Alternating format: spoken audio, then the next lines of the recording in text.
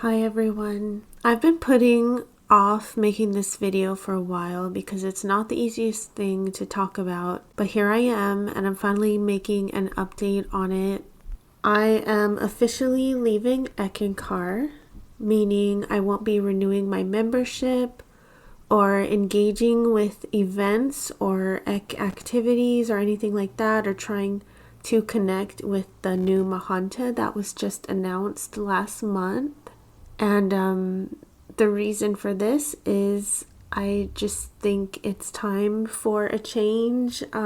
After reading all of your comments under my videos about Eckankar, I don't look so much at negative comments, but I don't believe in deleting them. I just leave them up because I believe in free speech and for allowing everyone to give their opinion and letting people see those opinions and make a decision off of what they're seeing on their own. So I don't delete them, but eventually I sat down and I read through them all.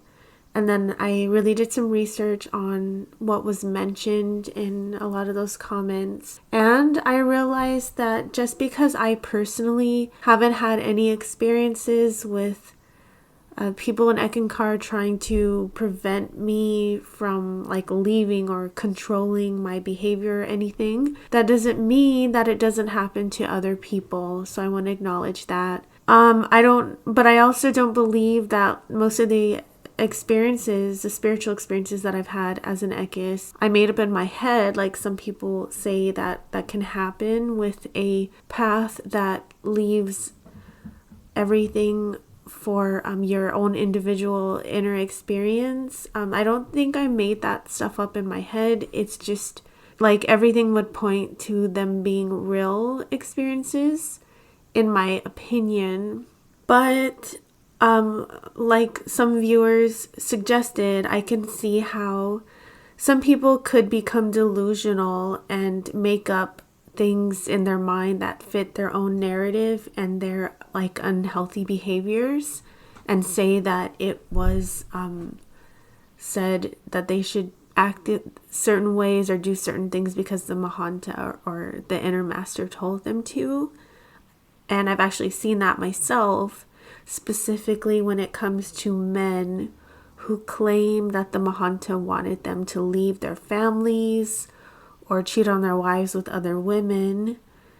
I know that's happened quite a bit. I've seen it personally in my own family, and that was devastating for everyone involved. And I definitely think that was an excuse and not a directive from any inner master. That was just a unethical person wanting to cheat on their wives and not doing it the proper way, with just, divorcing and being respectful about it. So I see that was definitely a problem, especially in the older times of Eckankar. People, when there used to be the twin flame teaching, that men were leaving their families and claiming it was because they found their twin flame or twin soul or whatever. That's not okay. But even today, I've seen men leaving their wives or maybe even cheating on them with, I don't know if I can say the word here, but with people who do that as a living. And, there's no inner master telling men to do things like that. I will never believe that. So it is a teaching that can set people up for using it as an excuse to do unethical things like that. We'll say that. But one of the worst things I've considered from the comments you guys left is saying that Paul Twitchell plagiarized from Indian people and Hindu teachings, and people just mentioning the racist reality of that. And as someone who is biracial, black and white in America, and just what I've experienced being here as a black woman, even though I'm biracial, people consider me black or brown or whatever. Everything I've experienced here with anti-black racism, I'm very sympathetic to people talking about the plagiarism of brown people by white people, and I don't want to support any religion founded off of a racist cultural appropriation like practices. I have no defense for that, and it's not okay. And there was also a comment talking about how the Ek literature says that you'll experience bad luck and bad things happening to you in life if you leave Eckankar. Like one of the teachings says that like if you leave, you may have to incarnate for like thousands of lifetimes before you get the opportunity to meet the Mahanta again. And you know, it just generally says like, oh, you're going to experience bad luck or something if you leave. And I always knew about those teachings, which I could just kind of rationalize in my head. But seeing those comments they kind of made me realize that that is a cult tactic, you know, like to scare people from leaving. And then the final nail in the coffin with the comments that I saw was one viewer who said, I can't believe you would give away your power like that. And that hit really hard because like as a woman and a biracial woman who's trying to regain control over my life after living under the teaching of surrender to the Ek and allowing it to arrange my life how it will, and believing that whatever unfolds in my life is due to my karma that the Mahanta and the Ek is arranging for me. It was never like nothing good ever happened in life, and I don't want to be giving away my power away like that to someone who you know, the religion considers the Mahanta, aka an old white man. I do that enough in life with my own father, and it's never been a positive experience for me, so I don't want to do it anymore. And you know, as you can see on my channel, most of my videos are about alternative spirituality, which is not a common thing for Ekis to be focused on other paths, because it does say like don't focus on the psychic arts, only stick to one path, otherwise your path will get convoluted and you'll get lost. But I have done it anyway. Like, you know, look at my videos, they're about psychic things and alternative spirituality, and I've been trying to connect more with deities of self-empowerment. So not giving my power away is the theme of my life right now. So I decided that giving my power away to a Mahanta figure is not in alignment for me anymore. And my life has definitely not gotten worse since I've made this decision. I haven't experienced any bad luck for leaving. Actually, the opposite. Things have improved significantly because of taking my power back and acting more from my own personal will, and even letting go of some of the beliefs of karma and thinking that bad things happen I caused to myself because of past life karma or whatever. I'm not beating myself up whenever something bad happens to me, thinking like this is my own fault anymore, like is taught in Eckankar. You actually don't have to believe that. You don't even have to believe in karma. You know, like just because something bad happens doesn't mean that you did the same thing to someone else in a past life. Like you don't have to believe that, and it'll be fine. And actually things may get better for you if you choose not to believe that.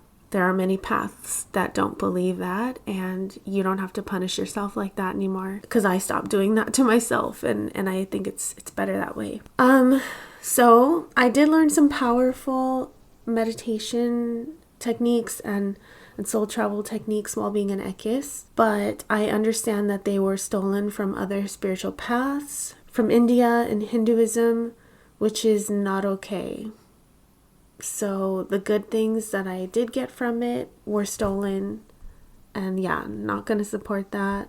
And I've always known that the founder of Eckankar, Paul Twitchell, was a friend of L. Ron Hubbard, the founder of Scientology.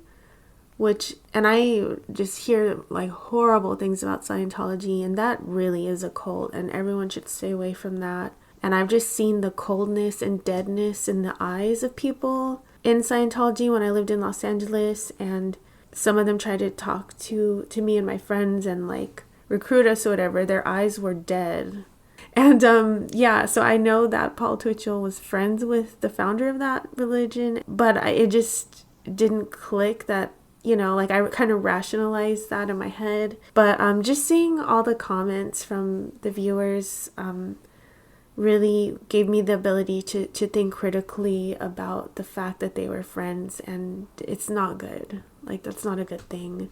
I know that they both were kind of comparing their techniques with each other and talking about their methods. And I know that the main difference between the two was that Paul Twitchell wanted to let people have more free will to choose, and it wasn't so into like harassing people who leave as L. Ron Hubbard, but still it's not good, you know, it's not good.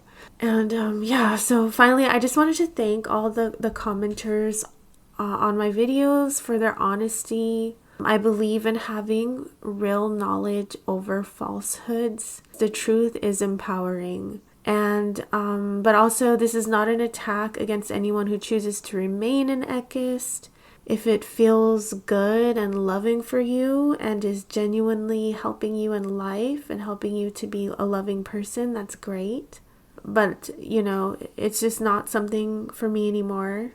And I wanted to share that with everyone. I also wanted to say that I did notice, like, for Eckists, the whole teaching of detachment. I have come across some Eckists where when I would try and tell them, you know, like sad things in life that I was dealing with, they did kind of have that coldness where they just try to stay detached from it, and they're like, well, that's your karma sort of thing, and they personally stay detached because they don't want to get involved with issues having to do with like the earth realm. So there wasn't very much warmth or compassion, I guess. That was kind of sad. But, you know, some people, if that's what it works for some people, once again, just not judging. I just wanted to put that out there for people to consider. And also, I just want to say I will continue my deity work. Nothing really is changing about that. If I had to give an explanation or something for what my path is right now, I would say I'm a combination of like a Hellenistic pagan, like you know, I believe in Hellenism and the Greek gods. I believe they're real, and I love to work with them because it's fun and it's sexy and it's beautiful. So I'm gonna do that. So yeah, Hellenistic pagan mixed with like a gray witch, because I believe in using magic and spiritual forces to manifest and create the life that I want for myself. And I'm not afraid of the left-hand path either. So that's why I'm saying I'm a gray witch. I believe in helping people to heal and intervening when people are being harmful, like causing harm in the world. I will work to neutralize people who do that and do reversals and stop people from harming others. I will, without any care in the world, step in and stop evil people. So I'm a gray witch. And then also I would say, you know, Hellenism, gray witch mixed with a Luciferian, because I believe in Lucifer, the Roman god of light and knowledge, and his teaching of empowering ourselves, focusing on ourselves, and having all the knowledge available in order to make the best decisions for ourselves. We can't make real decisions for ourselves when we don't have the truth, and that's what he's about. But you know, people change and grow, and I don't expect my beliefs to be static. I'm looking forward to continuing to learn and feel out new things during the second half of my life, and I'm glad to have the freedom to do so. So I hope for spiritual evolution for all of you. And once again, thank you all for listening and for your honesty. And let me know what you think about this in the comments. Say whatever you want. And if you like this, share, subscribe, like, all the things. Talk to you again later. Bye.